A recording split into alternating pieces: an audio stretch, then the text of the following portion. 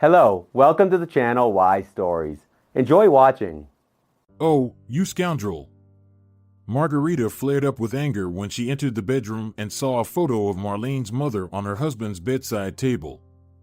In a fit of rage, she grabbed it and stormed into the girl's room.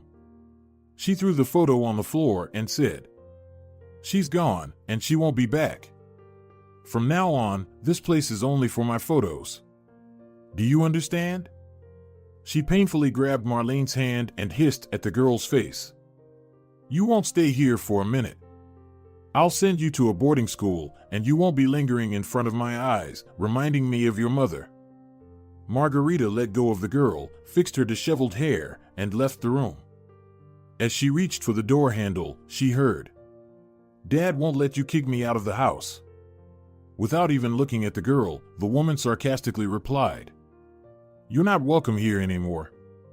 We have a son whom Salvador loves. He's his heir, and you are his past. And you should get rid of the past like unwanted things." She left, slamming the door loudly.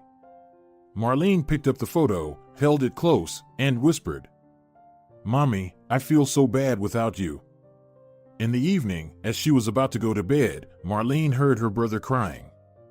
No one had approached him for a long time, so she decided to comfort the little one. She went to the children's room.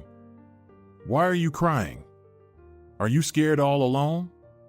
The child, upon seeing his sister, immediately calmed down, smiled, and reached out his arms. "Lie down, little baby, let me cover you." Marlene gently patted the boy's head. Soothed, Isaac fell asleep quickly. Through the partially open door, it was evident that Margarita was on the phone, and when her brother quieted down, Marlene heard fragments of phrases. "Yes, I'll bring her in 3 days. Don't worry, you'll receive the full payment for the year up front. No, father won't object. He's currently abroad, and I'm taking care of the stepdaughter. Send me the list of items needed. I'll provide the address. Goodbye." Marlene realized that her stepmother was not joking about the boarding school and was intentionally taking advantage of her father's absence, as he had to travel for business negotiations. The girl quietly got up so as not to wake her brother. At that moment, Margarita entered the children's room. "What are you doing here, you rascal? Did you want to harm my son? Get out of here. I'll talk to you tomorrow." Marlene returned to her room and had been crying for a long time, burying her face in the pillow until she fell into an anxious sleep. Her dreams took her back to the time when her mother was still alive. "Sweetie," a gentle kiss woke Marlene up. "It's time to get up. Today is your birthday." The girl opened her eyes and saw her parents standing beside her bed, hugging each other tightly. "I love you so much. You're so beautiful." She smiled. "It's you who's beautiful, our little princess. Get up quickly, there's a surprise for you." Her father extended his arms. "Come to me, I'll take you to the living room." Marlene jumped out of bed. Her father lifted her, twirled her around, then, with one hand, embraced his wife, and together they went to see the presents. "Mom, Dad, you're the best," the birthday girl exclaimed. "Is this makeup for me?" "Yes, so you won't have to borrow mine anymore." Her mother laughed. "Oh, and what's this, a tablet? Wow. I have a tablet now, and it's such a cool one. The girls in my class will be so jealous." While the girl was ecstatic about her gifts, her parents stood hugging and admiring their daughter. "All right, wash up quickly, get dressed, and we're going to the park. There are rides, swings, and lots of treats waiting for us." Her father spun her around in his arms again. Even in her dreams, Marlene vividly remembered how gentle her mother's hands were, how often she stroked her head, and how she combed her long, wavy locks with her fingers. She was truly happy until tragedy struck one day. "Mommy." Entering her parents' bedroom on that dreadful morning, the little girl asked, "Why aren't you getting up? Don't you have to go to work today? Can we play all day?" "No, sweetheart, I won't be able to play with you," Laura replied, her face filled with sorrow. Daddy will be here soon. Go and play in your room for now. Laura, we need to double-check everything. This can't be true. It just can't be. Salvador leaned anxiously over his wife, gently holding her thin, pale hand and kissing it. Unfortunately, everything has already been confirmed, the woman sadly said. We can't change it. Let my last days be with you. I don't want to go to the hospital. Only when things get really bad can you take me, so Marlene doesn't see me leaving and remembers me alive. No, Mom. Marlene, who had sensed something was wrong and stood outside her parents' bedroom door and overheard the conversation, cried out. You can't die. I don't want to lose you. What will we do without you? Sweetie, I'll always be with you. I'll watch over you. Don't cry, my dear. Whatever happens, remember that I love you very much. And then her mother was no more. Her father grieved heavily over the loss of his wife, so Marlene couldn't believe it when her dad suddenly announced, Daughter, you're growing up, and you must understand me. I'm a man and still relatively young. The girl was listening carefully. In short, I met another woman. I love her, and we'll have a child. Dad. Marlene exhaled, hardly believing her ears. What about Mom? You said you loved her. And me? What will happen to me? My dear, I never stopped loving your mom, but she's no longer with us. You need another mother. You're growing up, and I can't handle it all by myself. I don't know how to dress you or braid your hair. But you will always be my daughter, nothing will change. Margarita is sweet and kind, you'll surely become friends. I don't want another mom. We were so happy together. She shouted. Please, Daddy, don't do this. Marlene woke up to her own scream. The pillow was wet from tears. It's a pity, it was just a dream, the girl said. Mom, if you're up there in heaven watching and listening to me, make it so that I can stay home. She reached under the pillow to call her father, but the phone was missing. Get up, stop lying around. Margarita decisively entered the room. Here's your suitcase, pack your things. We need to leave in an hour to make it to the boarding school before lunch. Margarita, I want to talk to my dad. Give me the phone. There's no need to bother your father. I'll call him myself after I've settled you in. You can't treat me like this. This is our home, and you're a stranger here. You're mistaken, sweetheart, the woman smirked at the girl. This house is already mine because Isaac is the heir, and I'm his mother. As for you, you're just a guest here. I would have gotten rid of you a long time ago, but there was no right moment or reason. But now, there's a reason. I'll tell your dad that you were trying to harm his son. That's not true. I was trying to comfort him. But Salvador will believe me because he always dreamed of having a son, and I gave him one. And you are a jealous wretch who wanted to harm him. But you didn't succeed. Salvador loves me. I didn't invest 3 years in him for nothing, just to get an engagement ring. He supports you out of pity for his late wife. But there's no going back to the past. So stop throwing a tantrum. You won't change my mind, you little brat. And you, Gorgon, like Medusa. Marlene retorted angrily. Margarita lunged at her, swung, and struck her in the face, causing pain. You little monster. Don't worry, you'll start behaving differently soon. They'll deal with you at the boarding school. And your dad won't help you. Believe me, I can divert his attention away from you. You'll see, my dad will come and get me. We'll see. He won't be back for a month, and by then, so much will have happened, the woman firmly headed out of the room. Get dressed and pack your things, I'm waiting for you. And please, don't delay the inevitable. Salvador successfully concluded his negotiations. There were still some details to work out, but the main issues had already been resolved. He went shopping to buy gifts for his daughters and son. Show me this set, the necklace and the ring with the diamond, he asked. Yes, I would like to buy it. Salvador was looking forward to seeing Margarita. He even imagined how she would widen her blue eyes and quickly blink her fluffy eyelashes. She always did that when she was excited. Now I need to find something for a 13-year-old girl. Maybe this bracelet will suit her? Girls like to adorn their wrists with trinkets and bracelets. Yes, that's good. I'll take all of it. Salvador left the store and called home. Darling, how are you all doing? Is Marlene not getting on your nerves too much? Everything is fine with us, the woman replied, trying to contain her excitement.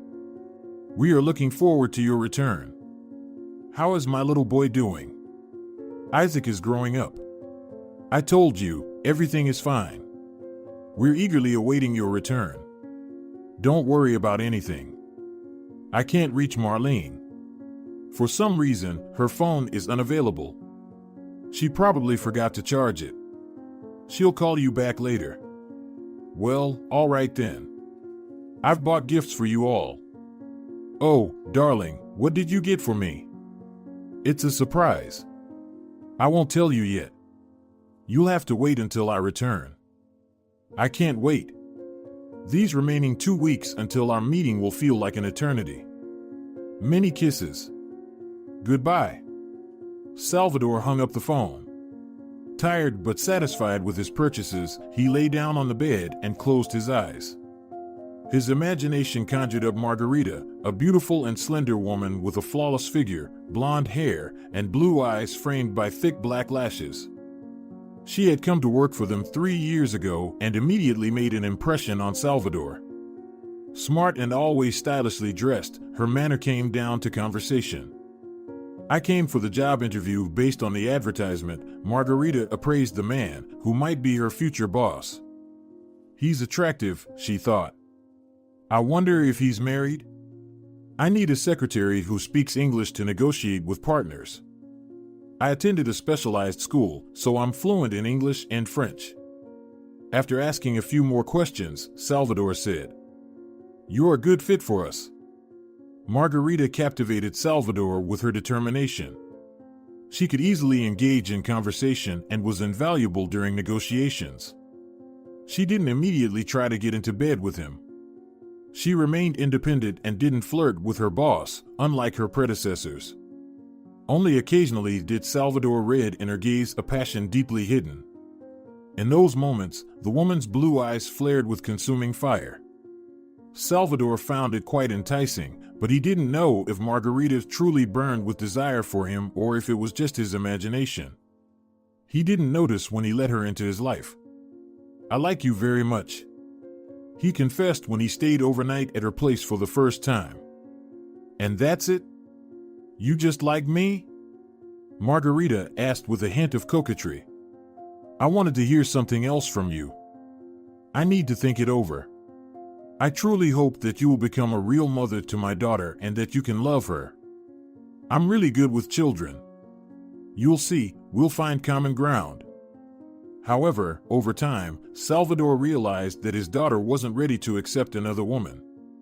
He was waiting for the right moment to inform her of his decision. Salvador, I'm pregnant, Margarita announced one day, and Salvador understood that the time had come. Margarita sat in the car with a stony expression on her face. Marlene was huddled in the back seat as if she were a cornered animal. Trust me, it will be better for everyone this way, Margarita said, looking at her stepdaughter in the rearview mirror with a reconciliatory tone. You're a smart girl, and you must understand that we can't live under the same roof. I have big plans for your father, but there's no place for you in them. You'll understand when you grow up. My dad will still take me away from there, the stubborn girl insisted. Your dad now has me and Isaac. You're being stubborn for no reason. Just accept it and enjoy yourself, Margarita looked at Marlene again. After all, we'll visit you. Trust me, it's a good boarding school. They teach girls languages, dancing, and social manners. You'll like it, and you'll even thank me. They say the discipline there is strict, but it will do you good. He loves me. That's enough talking. We're arriving. It's better for you to be convincing about your voluntary agreement to stay here. What if I don't agree? I will stop the car right now and leave you here in the middle of the woods. Let's see if you can survive. Do you want to test it? No. That's a smart girl. Margarita drove into the boarding school's grounds. It's quite nice here. They drove along the road, lined with small shrubs, and in front of the building, which resembled an old castle, colorful flower beds were in full bloom. The building's exterior gave an impression of gloom and extreme asceticism. It was clear that it hadn't been renovated for a long time. The glass sparkled dimly in frames that cracked with age. Margarita stopped the car and took their belongings out of the trunk. Why are you just sitting there? Get out. They'll take you to the headmistress and she'll explain everything to you. I'm off. A tall, unsmiling woman came to meet them. She greeted the newcomers curtly, picked up the suitcase, and nodded her head, inviting them to follow. The girl entered the building and looked back. Her stepmother was already in the car, not saying a word of farewell. The heavy oak door closed, cutting off any retreat. Without a word or a backward glance, the escort led her through a long, dark corridor and stopped. Satisfied that the girl was here, she opened the door and gestured for her to enter the office. A tall, slender woman was sitting behind the desk, jotting something down in a large, thick book. Her stern facial expression, sharp features, and the thin-framed glasses perched on the tip of her beak-like nose did not inspire sympathy. Marlene looked at her surreptitiously and thought, this must be the headmistress. She looks like a witch. For some reason, the girl immediately took a dislike to the office's owner. She didn't expect anything good from her. Name? The woman asked without raising her head. Marlene, the girl answered quietly. What a silly name. The woman snorted. Last name? Lorenzo, Marlene said just as softly. Age? 13. Your parents brought you here, is that correct? The woman raised her eyebrows and looked over her glasses at the new student. Not my parents, but my stepmother. My dad doesn't even know I'm here, the girl replied. That doesn't change the situation, the headmistress said dryly, pressing a button on her desk. A young woman entered the office, pretty, with dimples on her cheeks. ISA, take the new student to her room and explain our rules. Okay, Rufina. ISA took Marlene by the hand. Come on, I'll show you your place. She led the girl into a room that resembled a military barracks. This is your place. ISA led Marlene to a bed with a gray blanket. This is where you'll sleep. This is your nightstand. You can keep your stuff in it. Everything else you can leave in your suitcase for storage. Take out what you need, and let's go get your uniform. Uniform? Marlene asked in surprise. Yes, our students wear uniforms. You're not allowed to use casual clothing. The woman handed her a booklet. These are the rules of our boarding school. Study them carefully. Why? Can't you just tell me, and I'll remember? It's the rule. If you don't learn the rules of the internal order, you'll face punishment. Will you lock me up in a punishment cell? The girl smirked. ISA looked closely at the newcomer. If you show character, it might be tough. It's better to follow the rules. Then you'll have fewer problems. Talk to the girls and ask about the local customs. I think it will be useful for you. Where are they? In the class. She looked at the clock. We need to be in the dining room in 5 minutes. Hurry up. The woman left the room and Marlene followed her. This is our dining room. This is your seat, remember it. The girl turned pale when she entered the spacious room. There were 2 long tables in the middle, and the students were already sitting at them.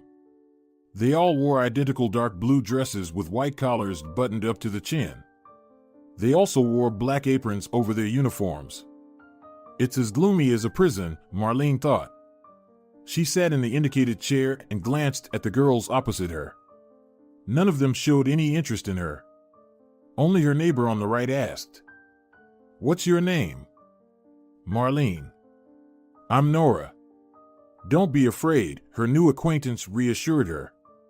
"Everyone here is scared at first and then gets used to it." "No talking at the table," shouted a woman who had appeared out of nowhere, dressed in a tightly buttoned, long, dark dress. Marlene thought she saw a whip in the woman's hands. She watched as the students, upon hearing that voice, flinched and lowered their heads. The duty personnel placed a plate in front of each girl. They all grabbed their spoons. "Can one really eat this?" Marlene asked, examining a boiled chicken egg and a pile of tasteless oatmeal. "Eat quickly. You're not allowed to linger at the table here," Nora quickly replied. Marlene tried the porridge, but it was absolutely tasteless and not even salted. She ate the egg and drank water from the glass in front of her. Everyone stood up, and Marlene did too. The headmistress passed by the girls, carefully peering into their plates. All the plates, except Marlene's, were empty. Rufina stopped. Her eyeglasses glinted ominously, and her green eyes pierced like augers. "One." The word resonated in the silence of the dining hall. Marlene heard her neighbor gasp in fear. "Mealtime is over," announced the matron with a whip in her hand. The girls left the dining hall in silence, and Marlene followed the general flow. "Nora, what does one mean?" "We're not allowed to talk right now. I'll explain later." "This is nonsense. Why can't I talk if I have questions? Don't get me involved in it, please. You were given a booklet with the rules. Read it, and you won't have questions." An instructor appeared out of nowhere and struck her back with the whip. "You have no right to hit me," Marlene protested. "I can send you to the punishment cell right now," she said, hearing Rufina's voice next to her. "But I won't do that. For now.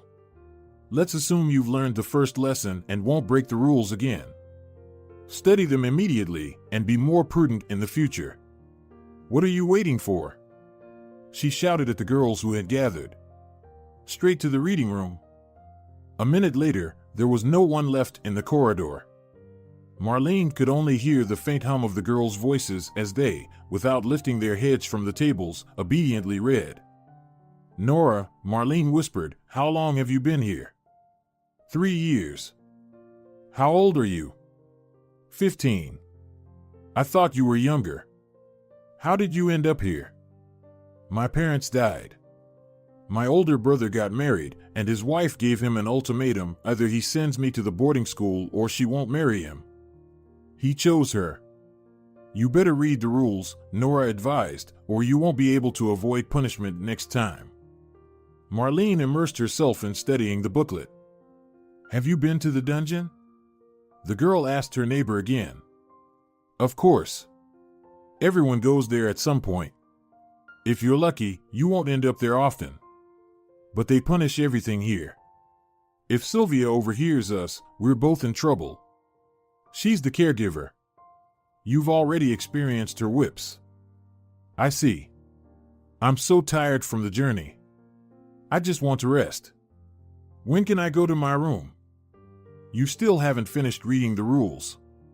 We can't go to our rooms until dinner. We're not allowed to sit or lie on the beds until the lights go out." "Like in a prison?" "This is the prison. There's no way out of here. I won't be staying here for long. My dad will come get me soon. His business trip ends in 3 weeks. Everyone here thinks the same way. But no one has returned home from here for as long as I've been here." The girls fell silent as Sylvia kept a close eye on them. Marlene was scared. Her back still stung from the whip. The regular school bell rang, and the girls all stood up and left the reading room. "Now we have language lessons on the schedule," Nora quietly informed Marlene. "Then dinner and a little free time. We'll meet later." Marlene, following the crowd, headed to the classroom. Her new friend was with other girls. They all took their seats. The teacher pointed to an empty chair. Marlene's neighbor glanced at her face and then turned away, showing no interest. The lesson began. The girls listened and repeated. They all spoke English quite well. It was easy for Marlene because she had attended a specialized school. However, her neighbor struggled. "Would you like some help?" She glanced gloomily but moved aside, showing a note in her notebook. Marlene quickly corrected the mistakes. "What's your name?" "Ariel." "I'm Marlene. I can help you with languages." "We don't behave like this here," Ariel said, looking attentively at the girl. "But I can still help you," she said, shaking her neighbor's hand. "Don't be afraid of me. I just know more about it." "No talking." The teacher shouted at them. The bell rang for a break. Everyone stood up and went out into the corridor. Marlene wanted to lean on the windowsill, but the new acquaintance shook her head as a warning, "You can't." So they all stood silently until the bell rang and then continued with their activities. Dinner was just as meager as the breakfast, but Marlene was hungry, and she quickly emptied her plate. She already regretted not forcing herself to eat porridge for lunch. After dinner, the girls were scattering around the park, mostly alone, and Ariel and Nora approached Marlene. "How are you doing?" Nora asked. "It's tough," Marlene replied. "I won't be staying here for long anyway." "Dream on," Ariel remarked knowingly. "There's no going back. I also hoped that my grandmother would take me from here. But, as you can see, it's been 2 years. And I'm still here." "Why did she bring you here?" "My parents died, and I have a younger brother. She kept him, and she sent me here." The girl fell silent. "I don't blame her. What can she do with both of us? Can I make a call here somehow? My stepmother took away my phone. I want to call my dad. Nobody has a phone here. Do you think your father wasn't aware of your stepmother's plans? You're so naive," Ariel said bitterly. "That can't be." Marlene defended her father. "He's not like that, and he loves me." "Do they have another child?" Nora asked. "Yes." "Well, then it's clear," Ariel concluded. "What do you understand? You don't know me or my father. How can you talk about him like that? You, who are afraid to speak up and have no opinion of your own. But I won't tolerate all of this." The girl rushed into her room. There, she collapsed onto her bed and started crying. All the events of the day spilled out in tears. "Get off the bed," she heard Sylvia's harsh voice. Reluctantly, she got up and quickly wiped away her tears. "Go to the park immediately. Everyone is still walking there. After that, I will come and test your knowledge of the rules of conduct at the boarding school. It seems like you haven't learned the first lesson." 2. She shouted directly in the girl's face, barely holding back from hitting her. Marlene flinched in fear but maintained a defiant look. "Don't look me in the eyes." "To the park," the caregiver ordered. The students continued to walk outside. No one approached her to comfort her. Even the new acquaintances didn't dare talk to her. Once again, the bell rang, and everyone headed back to their rooms. Marlene was so exhausted that she fell asleep immediately, completely drained. In the morning, she hesitated to open her eyes, still hoping that it was all just a dream. But the wake-up call dispelled any doubts. Days went by. Marlene had almost resigned herself to her fate, trying not to draw attention to herself. She learned, like everyone else, to hardly speak, no longer attempted to make new acquaintances, avoided eye contact with others, and forgot how to laugh because it was forbidden.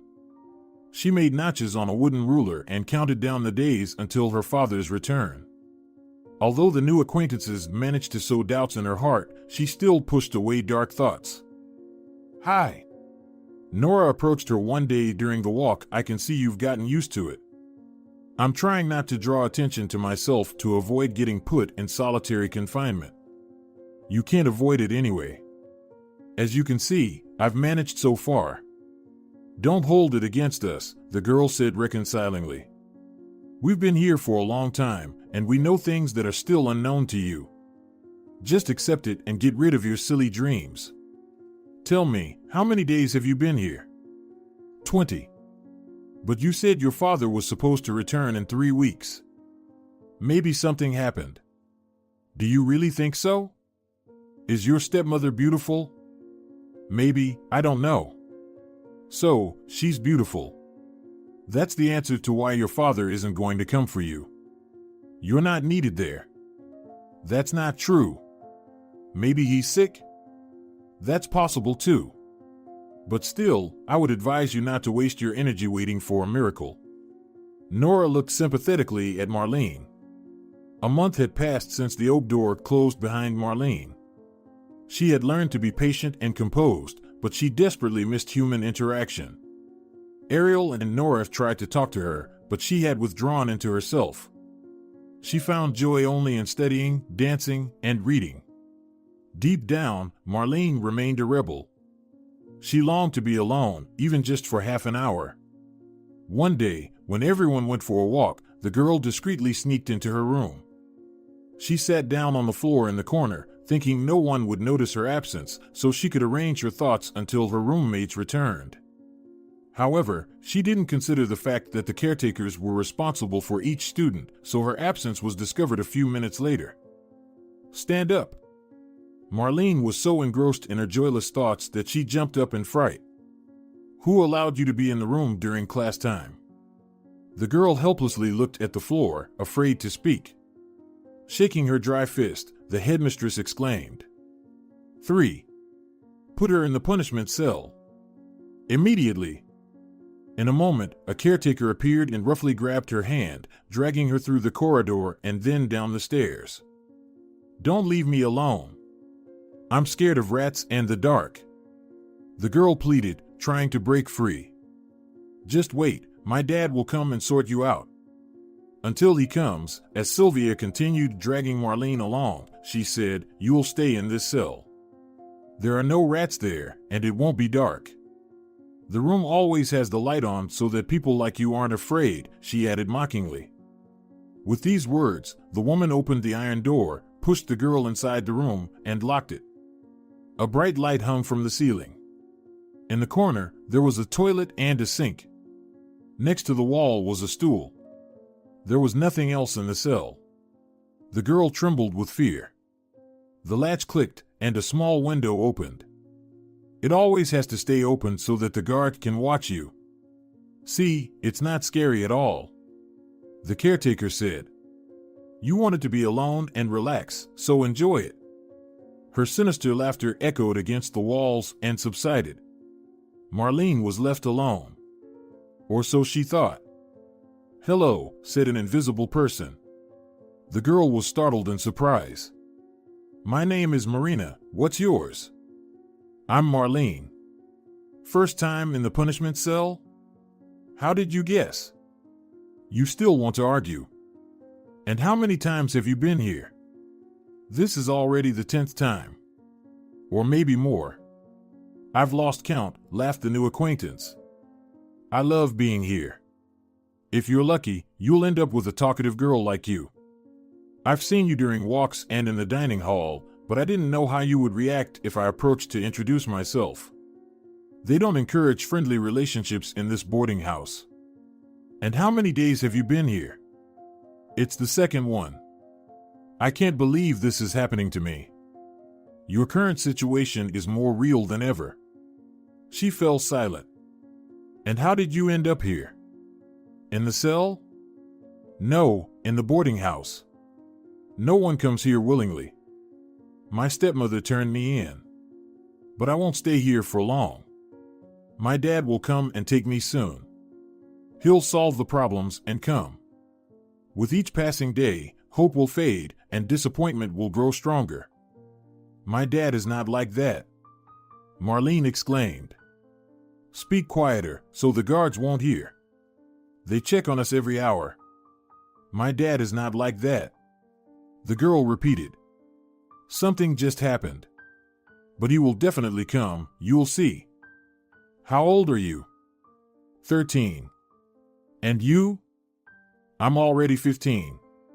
There is no way out of here. I've been here for 5 years already. No one has left these walls until they finish their studies. But I don't want to stay here. Isn't there a possibility of escaping? Hasn't anyone tried? Some did it out of desperation. But where would we run to? Our relatives brought us here to get rid of us. For example, my aunt sent me here. After the death of my parents, I inherited an apartment. She took custody of me and sold the apartment. Everything is possible with money. And she sent me here. And that's the story for each of us. You are so smart. I've just been here for too long. Moreover, they will track us down and bring us back anyway. And as punishment, we'll end up in the cell again. But not for a day or two, but for 10. They'll also take away our bread and water rations. No, I don't want that. It's scary to be alone. If we escape together, my dad will help me get back to the apartment. He has a friend who is a lawyer. I don't think he'll bother with me. And besides, there's no way to escape from here. It just seems like we can freely step outside the boarding school. In reality, there is a dense forest around, and you don't even know which direction to go. Let's go by the road. We won't get lost. You're silly. They'll catch us there. We can hitch a ride. It's 5 kilometers to the main road, and you won't get too far on the road. We have to go through the forest. Okay, I'm tired. I'm going to sleep. But how do we sleep here? There are no beds, only a stool. Sleep on it. Don't lie on the floor, you'll catch a cold. You'll get used to it. Susano already has a Christmas tree at home, and we still don't have one. Sweetie, there are still 2 weeks until Christmas. We'll get it done. I want the tree to be at home for a long time.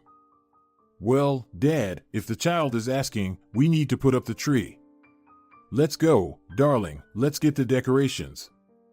Dad, we're ready to decorate the tree.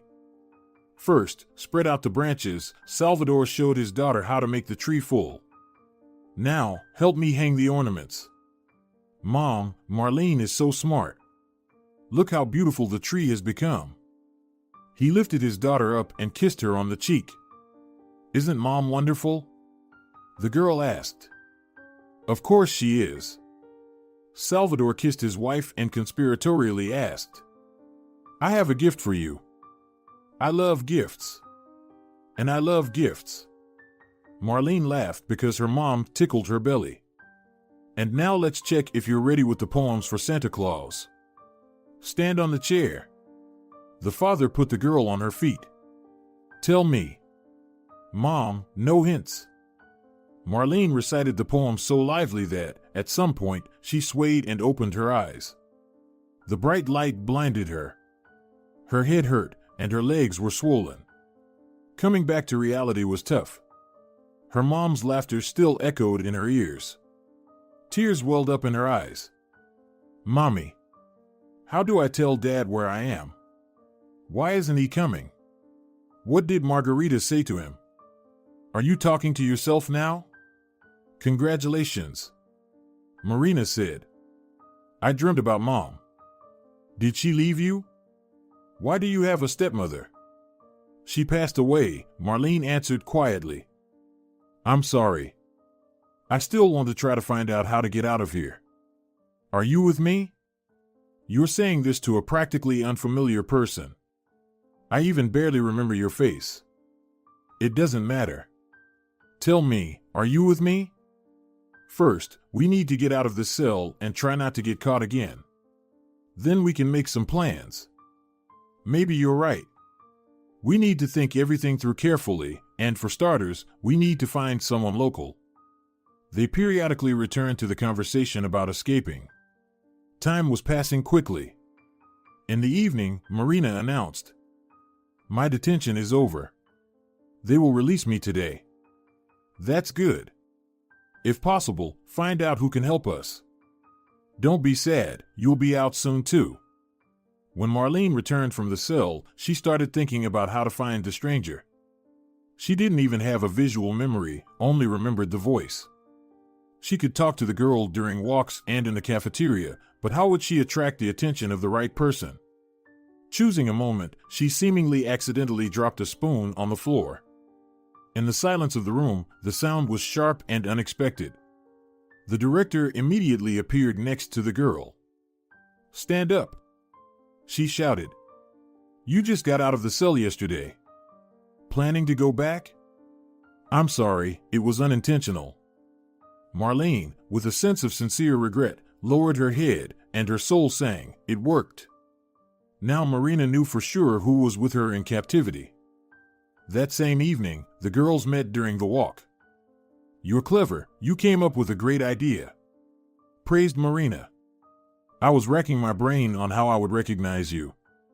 "Well, enough talk. Did you find out anything?" "Yes, there's a local girl here, but she's small, only 7 years old. She probably can't help us." "We still have to try," Marlene declared stubbornly. Determination burned in her brown eyes, and her cheeks reddened with excitement. "You haven't changed your mind, have you?" "I'm scared," Marina said softly, looking around and twirling a lock of dark hair. "They could find out. If we're careful, no one will know. But that girl is too young for such a serious step. If you're backing out, I'll go alone." "I believe you." Mischievous sparks danced in Marina's green eyes. "Show me the local girl."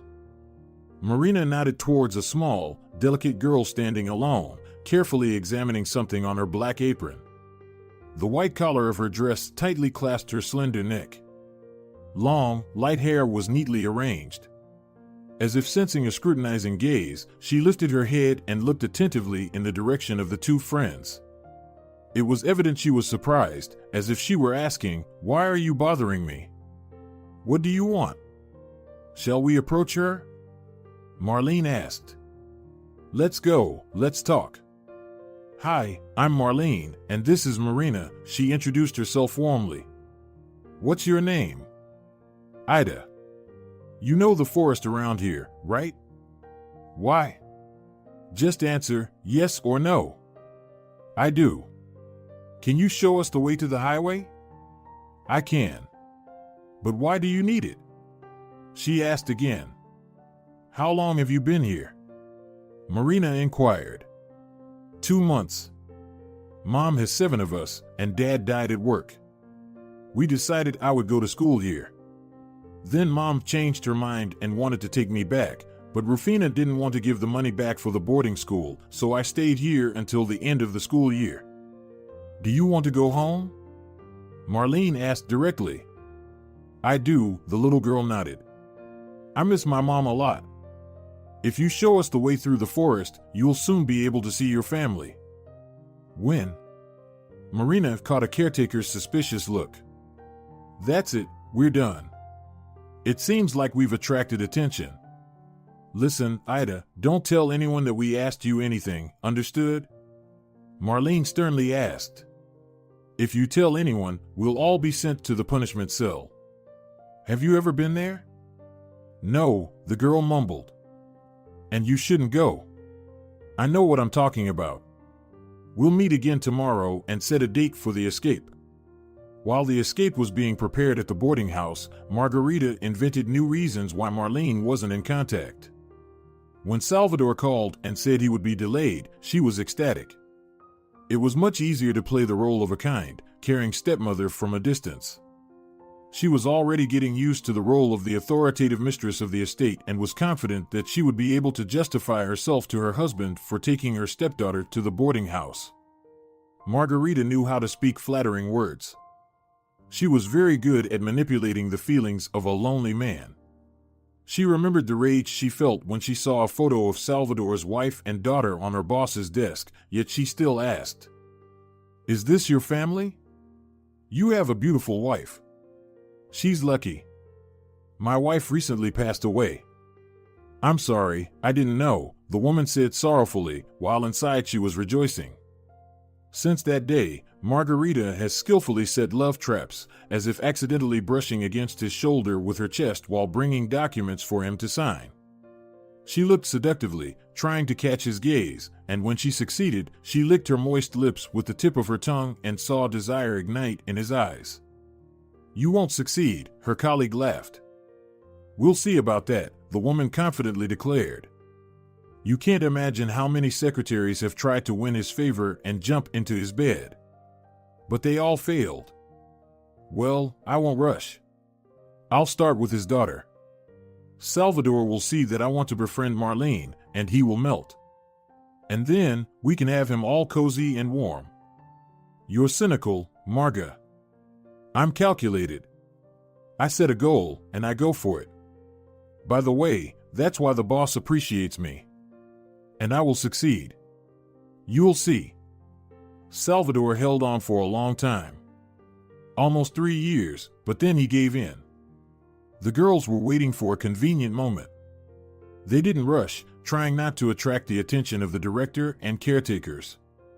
Tomorrow night, we need to leave, Marina announced one day. Why tomorrow? Because tomorrow we'll have guests. I accidentally overheard Rufina talking. That means they'll all be at the celebratory dinner in the evening. It's been like this before. We can't wait for a better moment. Okay. We need to warn Ida. Once their neighbors in each room were asleep, they carefully slipped out of the building. The lights were on in the cafeteria, and voices and laughter could be heard from the open windows. Like shadows, the girls stealthily ran towards the forest. It was very dark and scary, but they ran, not stopping, getting further and further away from the hated prison. Moving through the forest in long dresses was inconvenient, but no one complained. Ida, Marlene asked, out of breath from the fast run.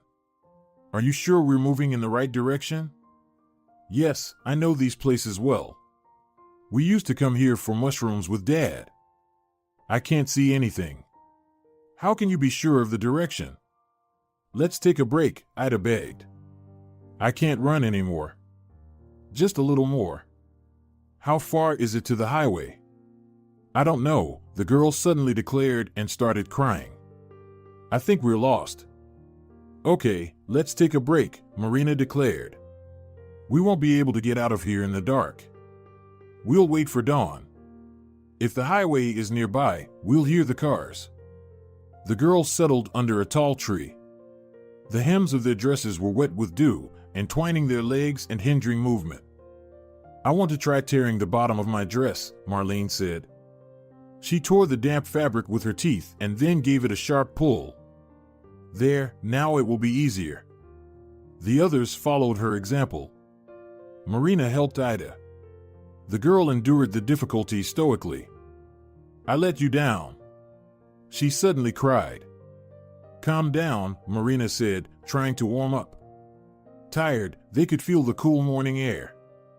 It will dawn soon, and we'll find the road. The main thing is not to be discovered right away.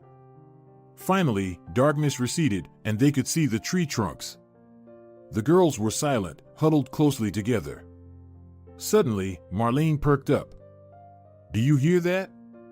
What? Marina responded. She even tried to doze off. The sound of an engine. No, you imagined it, the girl waved it off. I think I hear it too, Ida reported, getting up from the ground. Get up. Marlene commanded. Now we mustn't make a mistake and go towards the sound. They jumped up and quickly shook off their dresses. The car noise was quite distant, but they ran, trying not to lag behind each other. Marlene occasionally stopped listening. We need to stop, she declared. I can't hear anything anymore. Let's wait for the next one, and in the meantime, rest. Maybe we shouldn't waste time? Marina suggested. We need to make it before sunrise. She's completely exhausted, Marlene nodded towards Ida. The girl stopped, breathing heavily. I'm just slowing you down, the little one cried. Leave me here, I can't go on anymore. Besides, no one will be happy to see me at home and will send me back right away. What are you talking about? Marina protested. You almost led us to the highway, and in the middle of the night. Not every adult could do that. Don't talk nonsense. Let's catch our breath and move again. Marlene perked up. Girls, a car. They jumped up and ran towards the sound. Soon, the trees began to thin out, and they saw the road. Well, here we are, Marina said, sitting down on the ground. Now, we'll wait for a ride. She suddenly laughed. You should see yourselves now. Ida, you're all dirty and disheveled. And you, she turned to Marlene, look more like a little bandit than a girl. Look, your dress is torn on the side. I snagged it on something in the dark. Do you think you look better?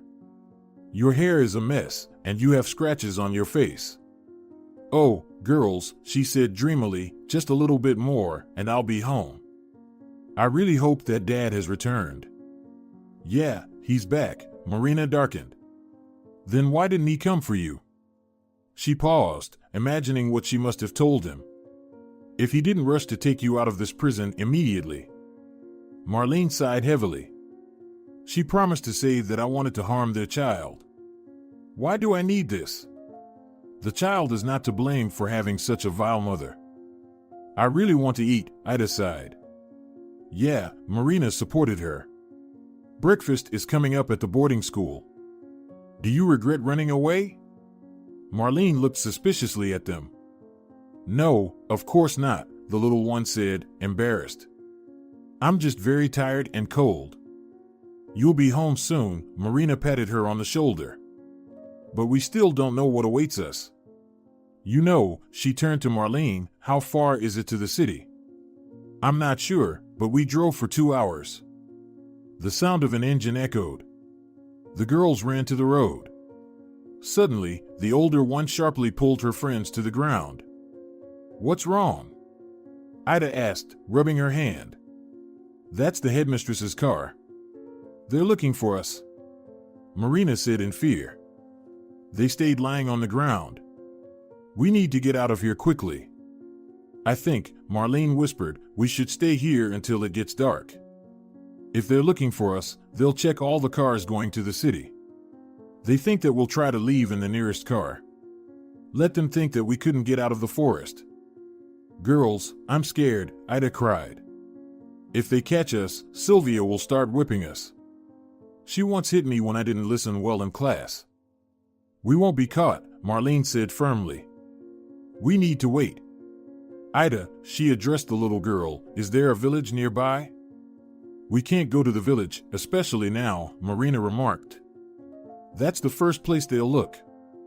Let's wait. It's good that it's summer, we can look for berries. It would be nice to find water to drink and wash up. There should be a spring somewhere nearby. My dad and I used to go there. So, is your home not far from here? About 10 kilometers. You can't go home now. Most likely, the headmistress has been there, Marlene guessed. It's better to go with us in the car, and then we'll leave you, and we'll go further ourselves. Engrossed in their conversation, they didn't notice how it began to get dark. The weather had been overcast all day, and by evening, a light rain started. The girls were freezing.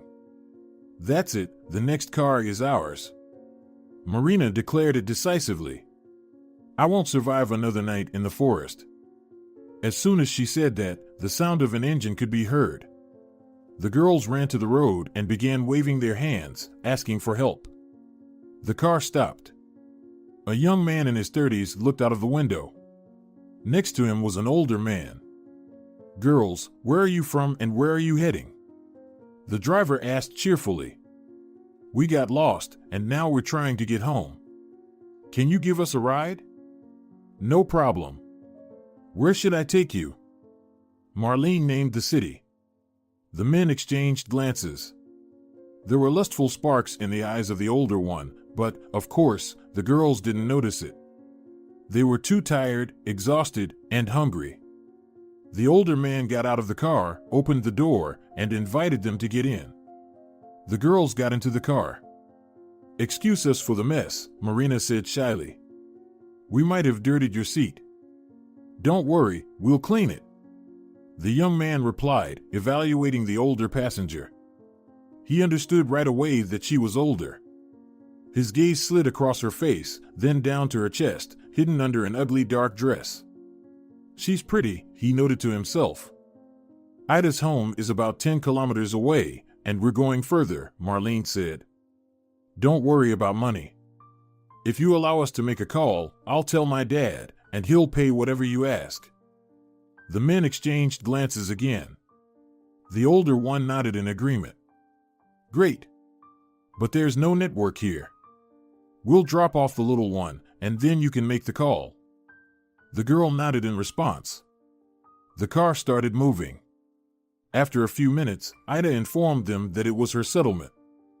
I'll always remember you, hugging Marina and Marlene in turn. The girl cried. And you remember me sometimes. She kissed each of them and got out of the car. Now let's get you to your destination. The young man laughed. You must be hungry? Virgilio. He addressed his passenger. Do you still have cookies and lemonade? Virgilio pulled out a small bottle of lemonade and a bag of cookies from the bag he held on his lap. He handed everything to the girls. Have a snack for now. In a few kilometers, there's a trucker's rest area. We'll stop and eat there. Thank you, Marlene said, munching on the cookies. I've never eaten such delicious cookies in my life. Oh, she exclaimed. You promised to let us make a call. No network yet. We'll get to the rest area, and then you can call. Rest for now. The men exchanged glances again. By the way, let's introduce ourselves. This is Virgilio, and I'm Menandro. Nice to meet you, Marina said, barely holding back a yawn. I'm Marina, and she's Marlene. That's good. Now we're not strangers, Virgilio cheerfully remarked, glancing at Marlene and winking conspiratorially. There was something in his gaze that made the girl wary. But her thoughts suddenly became tangled, and her body somehow stopped obeying her. Marlene made an effort to open her heavy eyelids. What's happening to me? She managed to ask before succumbing to a heavy sleep. That's the time, Virgilio announced. The car sped into the night on the wet asphalt, carrying the sleepy girls in an unknown direction. Salvador stepped out of the airport. In his thoughts, he was already home, anticipating the meeting with Margarita. He was concerned that he hadn't spoken to Marlene for a whole month, but he kept finding excuses, convincing himself that everything was fine with the girl. The phone call pulled Salvador out of deep contemplation. Is it Salvador? Yes. Who am I speaking to? My name is Rufina, and I am the director of a private boarding school. I'm sorry, but I don't understand what I have to do with a private boarding school. Your daughter, Marlene, our student, escaped last night. 2 other girls under our care left with her. We are very concerned about what happened. I don't understand anything. My daughter attends a regular school. Maybe you've made a mistake. No. Your wife paid for full board for the entire school year. I believe you need to come. Salvador was bewildered. I hope you'll explain what's going on, he addressed Margarita even though she wasn't there, and started the car.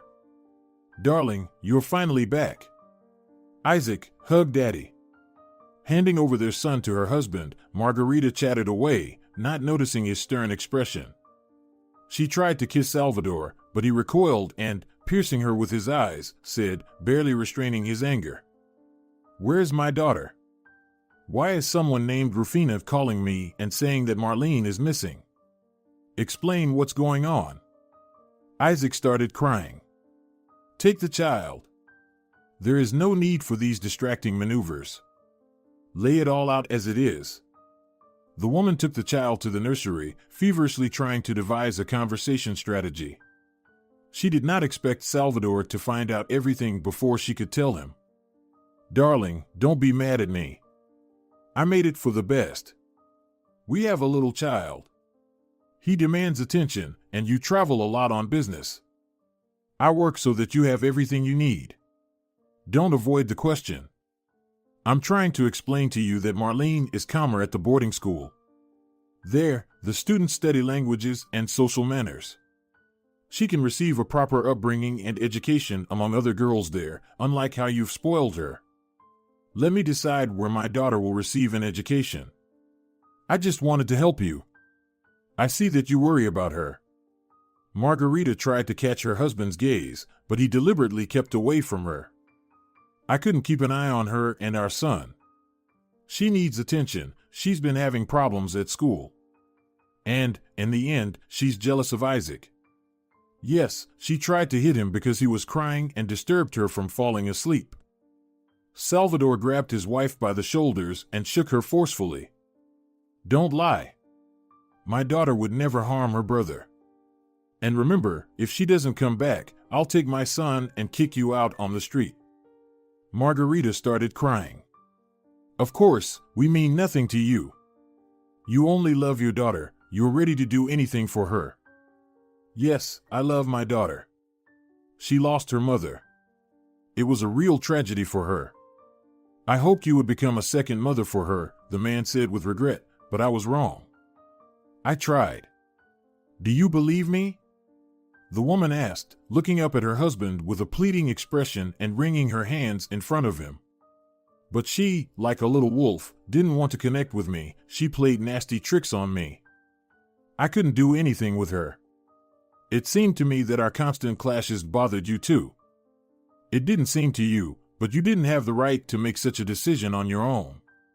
Get ready, we're going to this damn boarding school. I need to know why Marlene ran away.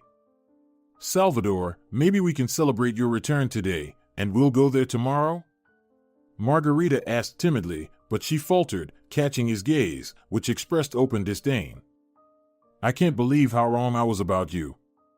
Why didn't I listen to my daughter? She immediately understood what kind of person you are. How can you say that? Margarita protested. I spent so much time with you and gave birth to our son.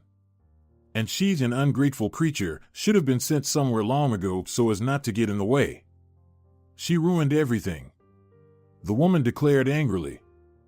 So, you've shown your true self, Salvador said with sadness. Get ready. But who will I leave Isaac with? He's little. Fine, I'll go alone. Salvador left, slamming the door loudly. Margarita collapsed on the bed and began crying.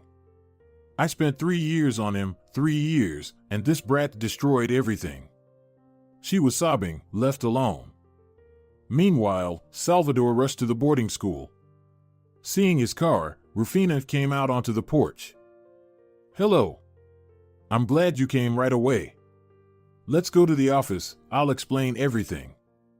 Well, try to explain how it happened that the girls ran away and you still haven't found them. And who was the instigator of the escape?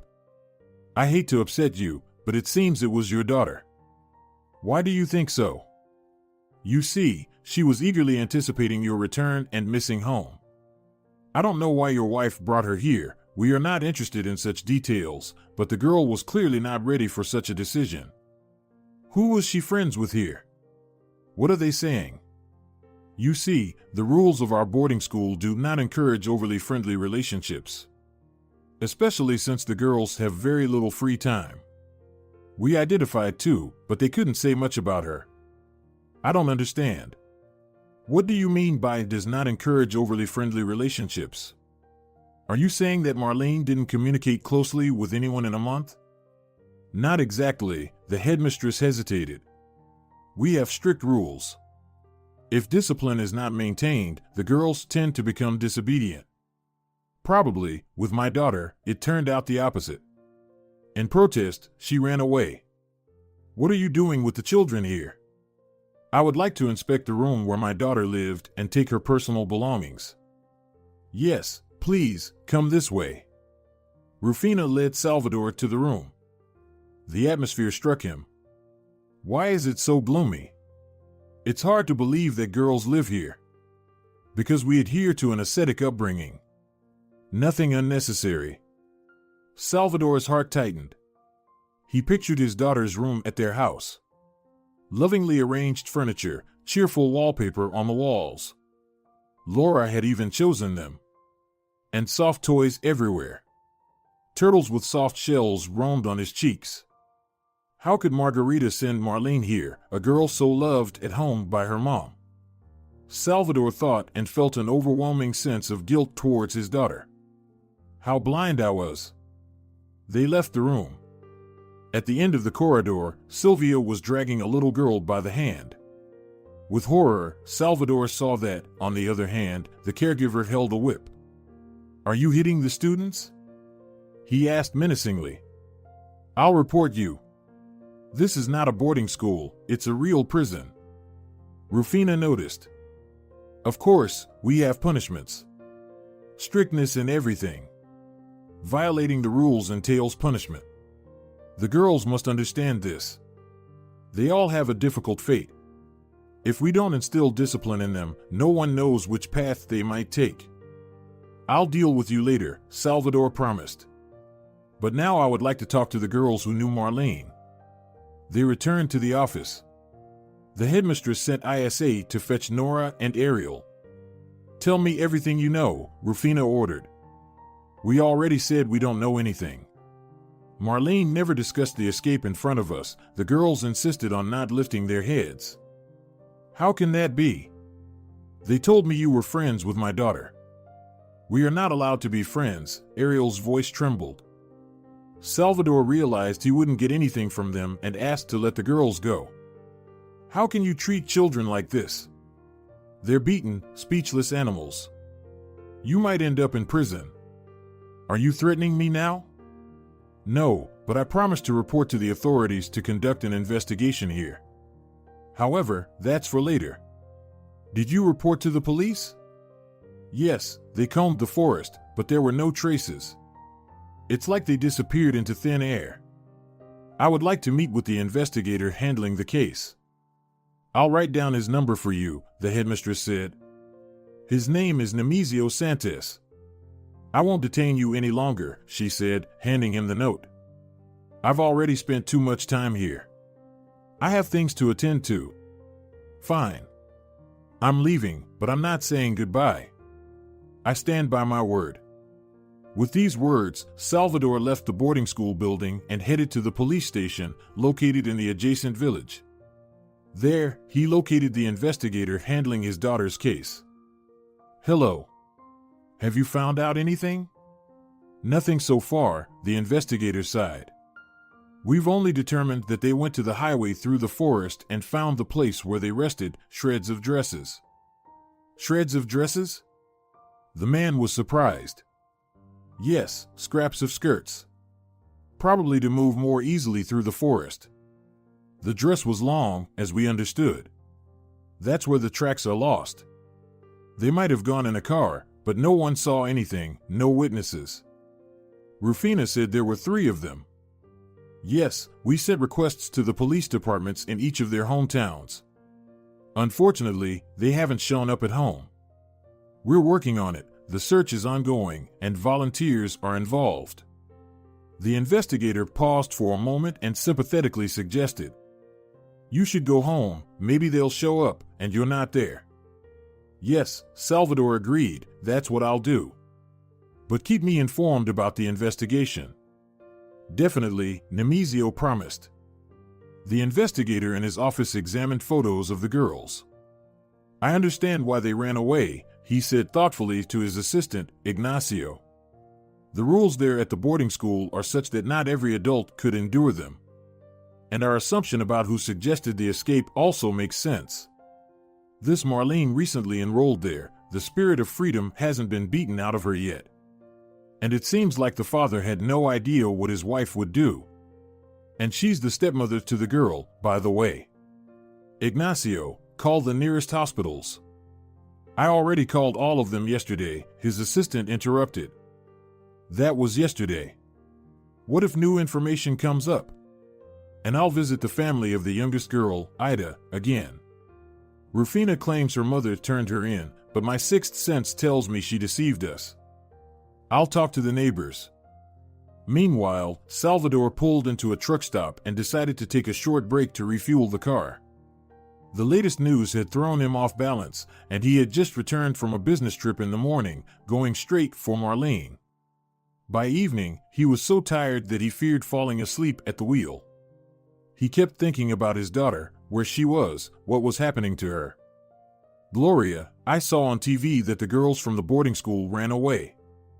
The man involuntarily listened to the conversation between the shopkeepers. "Do you remember the car yesterday evening? I saw 2 sleeping girls in it. What if it was them?" "No, there were only 2 of them, and 3 are missing. I don't know if it's worth reporting to the police." Salvador approached the women. "Excuse me, I overheard your conversation. I'm the father of one of the missing girls." "Oh, we feel so sorry for them. We just hope they're found alive. What's your name?" "I'm Toya, and this is Gloria. Tell me everything you saw. Try to remember all the details. It's crucial." "Well, as I was saying, a car stopped by us last night." "What kind of car? What is the car brand? Did you remember the license plate?" "It was blue." "I don't know much about cars." "I do," Gloria interjected. "It was a blue Mercedes." "And the license plate? Did you see the number?" "No, we didn't catch it." "What happened next?" Salvador urged. "I thought the girls were sleeping kind of unnaturally." "What do you mean, unnaturally?" "Too soundly. They didn't wake up in the parking lot. They didn't wake up while the driver was refueling." "Yes, and they only bought food for themselves," Gloria added. "Thank you, you've been very helpful." "Oh, and there's one more thing," Toya paused, trying to remember.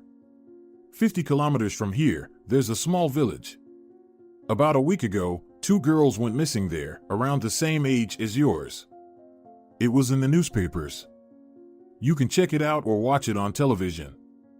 They did a report about them." "Thank you so much. This is very valuable information." Salvador quickly paid and left the cafe. He dialed the investigator's number. "Nemesio, hello again. It's Marlene's father.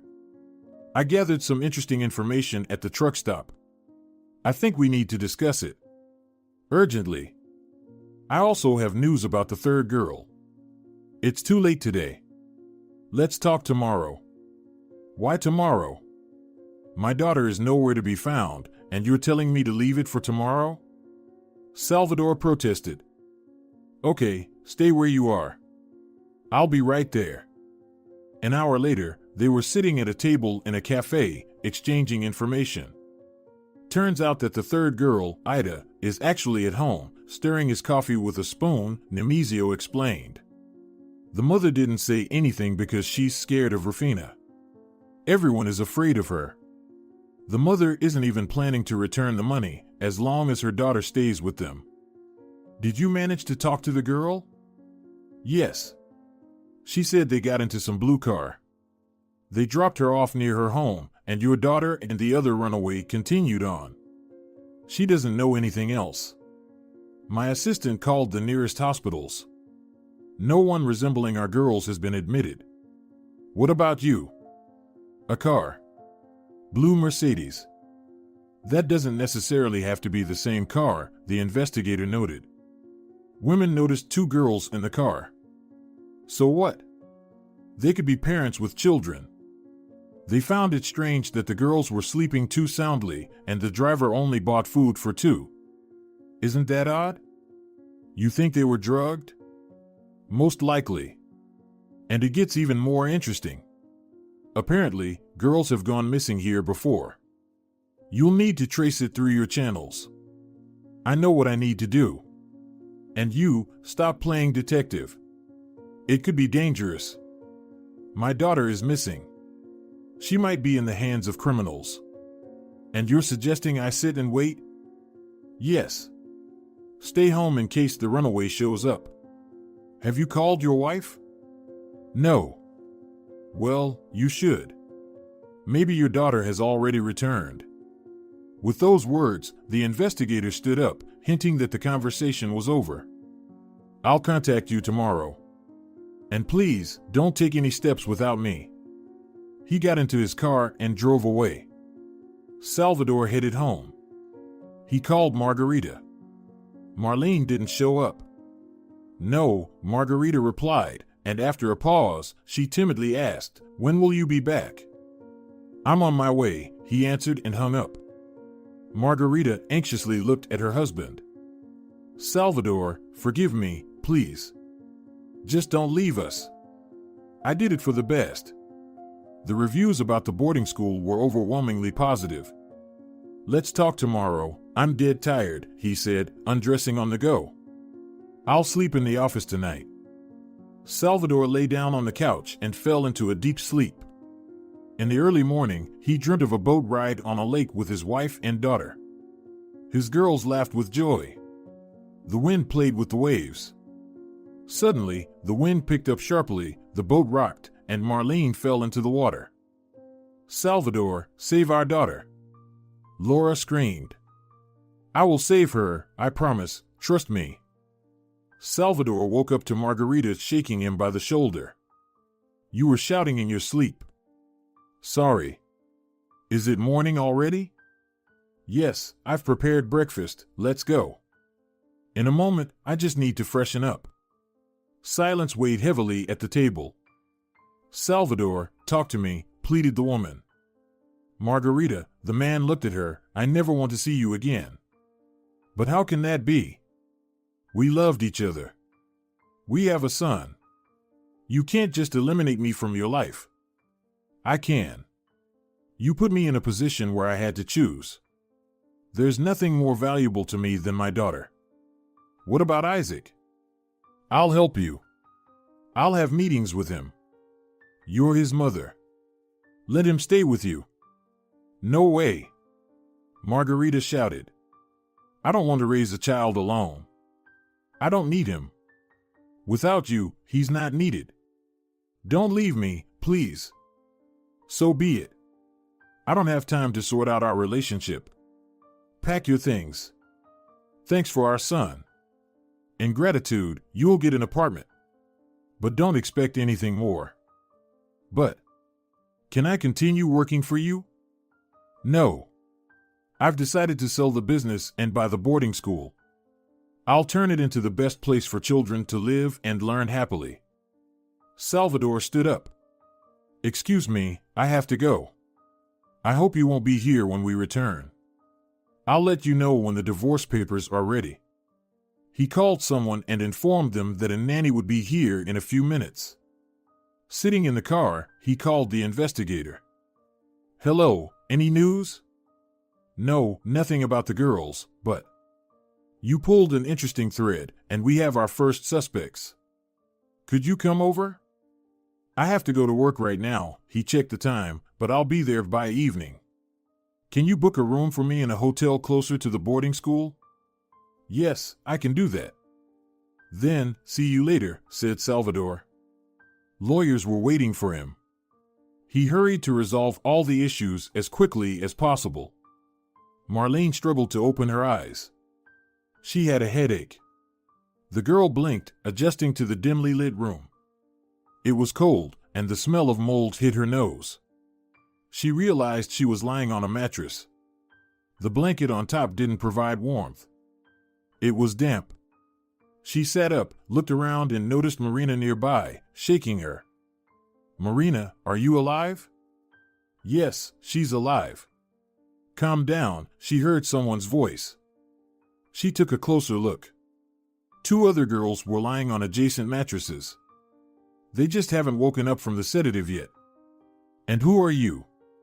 "I'm Marta, and this is Estefania." "How did we end up here? And what's going on?" "I hardly remember anything. We don't really know where we are.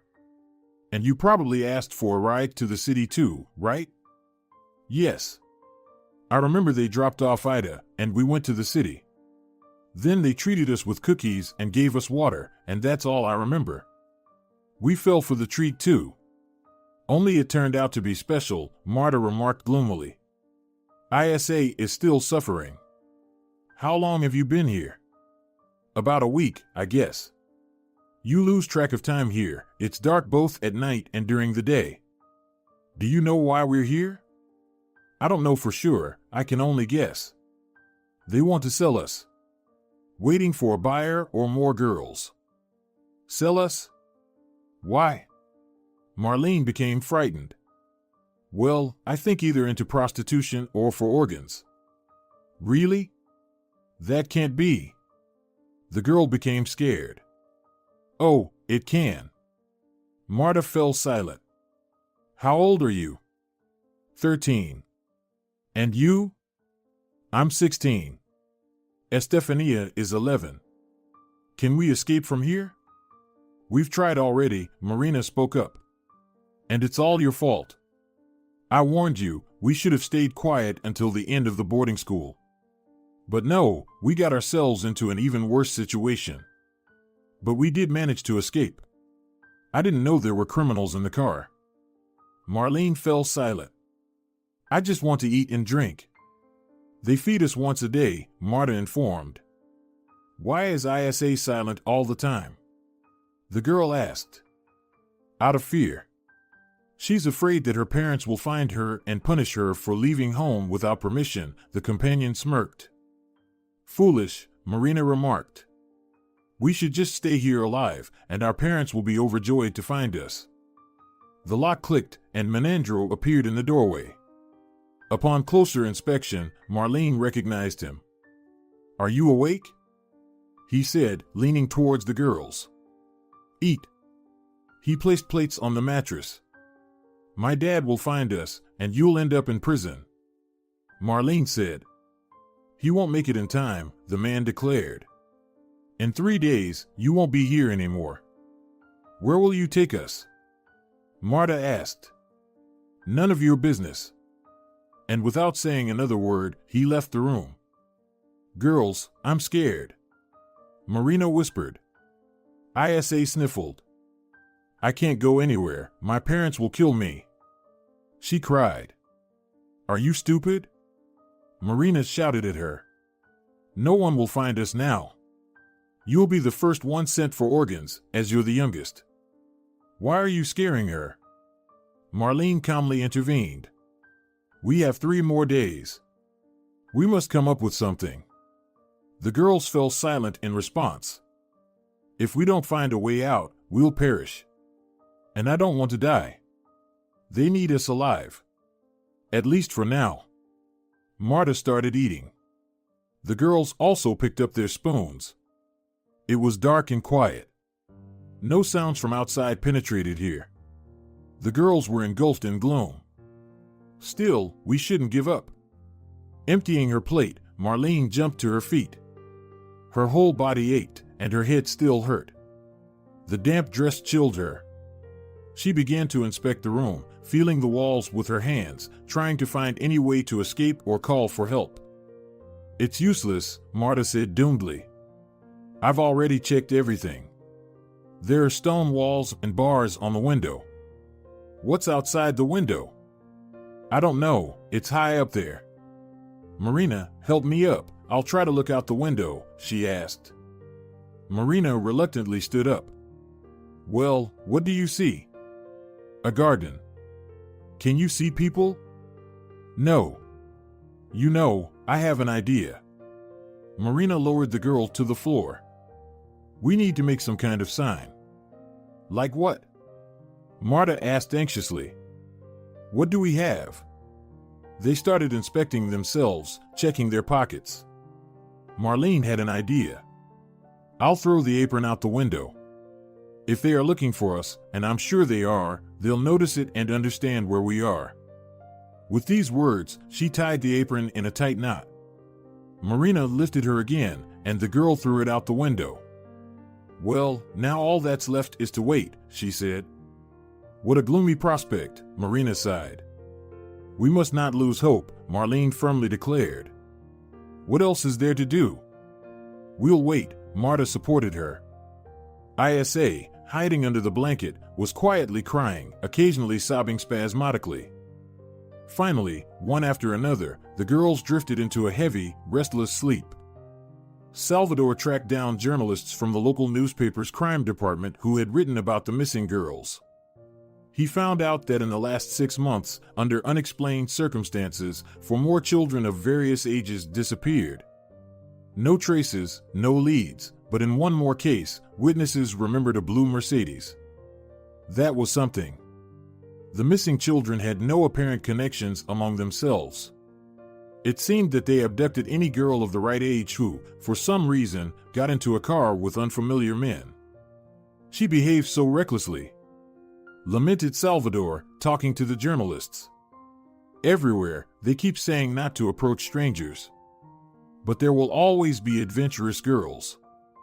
He shared this information with the investigator, who pieced together the facts of the girl's disappearance bit by bit. We assumed that we should look for the owner of the car within a radius of 100 kilometers. Why do you think so? All the missing girls lived within this radius. Our operative is finding out how many blue Mercedes cars are registered here. But the car doesn't necessarily have to be registered here, Salvador objected. Maybe, Nemesio replied. But we're working on every detail. We're looking for even the slightest coincidence. At that moment, Ignacio, the investigator's assistant, burst into the office. We have a lead, he declared from the doorway. There aren't that many blue Mercedes cars. And one of our former clients, a certain Virgilio Pena, was involved in the early 2000s, but only as a witness. There wasn't enough evidence against him at the time. Yes, it was a high-profile case, especially here. The public was ready to tear the suspects to pieces. But as far as I remember, Nemesio spoke up. He left this region. And now he's back, Ignacio reported, rubbing his hands. He got a job, but you won't make much money working honestly. Apparently, he decided to recall the old days. Living the high life. You don't earn that kind of money for nothing. Probably, the business is thriving. Why are we sitting here? Salvador jumped up. We need to hurry. The address, Ignacio, the investigator said on the move. Let's go. I'm coming with you, it's 50 kilometers from here. I'll call for backup. An hour and a half later, they stood in front of a huge mansion. Are you sure this is the place? Salvador asked. Yes, it is. The only question is where they are keeping the girls. Until backup arrives, let's inspect the area, Nemesio suggested. Ignacio, carefully go around the house on the right, and we'll go on the left. Meet us at the entrance. Try not to be seen by the guards. With small dashes, they approached the house. Wait, don't move, ordered investigator Salvador. There are guards. Let's wait until they pass. Good thing there are no dogs. When the guards had passed, they moved towards the house again. Suddenly, Salvador stumbled over something, bent down, and saw that it was the apron. Recognizing the girl's uniform from the pension, he quietly called out. Nemesio, the girls are here. Look what I found. Where did you find them? Right here. Nemesio looked up and carefully examined the windows. Most likely, they were held there. Right under the roof, in 3 windows, there are bars. Do you think they've already been taken away? I don't know, let's check. As if from the ground, the commander of the support group appeared. Finally, Nemesio sighed in relief. Let's enter the house. Presumably, the girls are here. He pointed to the barred windows. They all silently moved towards the house. You stay outside for now, Salvador ordered. After a few minutes, screams and gunfire were heard. Unable to resist, Salvador rushed after them. One by one, they were already pulling the bandits out of the house with their hands tied behind their backs. Rushing inside, he saw that the fighters were carrying the girls in their arms. Marlene. He rushed to his daughter, embraced her, and held her close, tears streaming down his face. My dear, how guilty I am before you. Forgive me for not believing you about Margarita. Hold on, my little one, everything will be fine. Daddy, the girl spoke weakly, I knew you would find me. Why didn't you come for so long? I am so sorry, repeated the father. All the business and affairs, I should have stayed with you. But now everything will be different. Trust me. In the car, Salvador gently covered his daughter with a blanket, warming her and stroking her tangled hair and her face with dried blood. He wrapped her injured legs, all covered in bruises and cuts, and kissed her dirty cheek. Did they hurt you? He asked, afraid to hear the answer. No, they barely fed us. And the bruises. We ran through the woods at night. She paused for a moment, gathering strength, then asked, Dad, are we going home? There's no going back to the past, the father mysteriously replied.